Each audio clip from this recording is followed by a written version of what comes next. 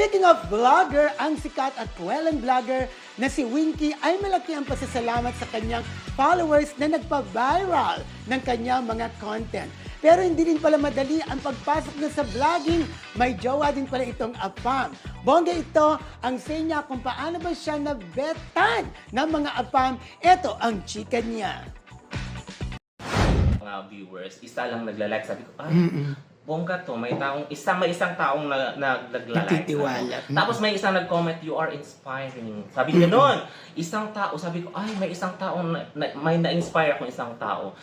That is more than enough. May purpose itong pag ginagawa ko na kahit isang tao lang ang na-inspire mo dito sa mundo ay isang malaking bagay na yan. Tapos sa lahat ng mga gustong susubok or magpa-vlog, consider this as your platform to enjoy, to express your creativity, and at the same time to inspire and to entertain people. Make this platform as a tool to change something sa buhay mo, sa buhay ng ibang tao. Feeling ko nagustuhan ako ng afam dahil maganda ako. No, I think nagustuhan ako ng afam ko dahil sa aking personality. Yan din sabi niya talaga, I really like you as a person. Ang ganda naman talaga niya, di ba? Nakakatuwa si Winky lalo na kapag naka-wig siya. Sobrang nakakatawa talaga. Pero alam niyo ba? Winky ba talaga ang pangalan niya? Oo, Winky ang ginagamit niya as vlogger. Siguro fan siya ng Teletubbies. Ay, gano'n. Winky, pero di ba? Uy, yun, nakwento niya sa akin na ang grabing pinagdaanan niya bago siya naging nurse.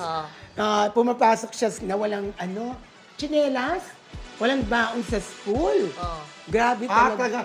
Parang yung ang daming lahat na pinagdadaanan bago nila narating kung nasan ban sila ngayon. Laging ganyan. Pero yun nga, gaya ng sinabi rin natin kanina mga influencer, parang gusto nila yung may ma-influencean sila in good way, di ba?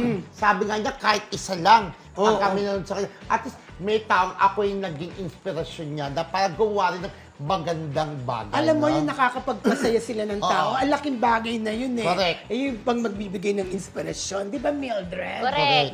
Ano ito, sikat ito, di ba? Pero in fairness, nagusto siya ng apa. Di ba, kadalasan mo sa mga apa, gusto yung mga magaganda talaga, di ba? Oo, maganda siya. Ang ganda niya, di ba? Oo. Kaya nagustuhan siya ng apam. Oo. Sabi nga niya, maganda ako. Oo. At Diba? sana ituloy ni Winky ang kanyang nasimulan, di ba? Correct. Ayan.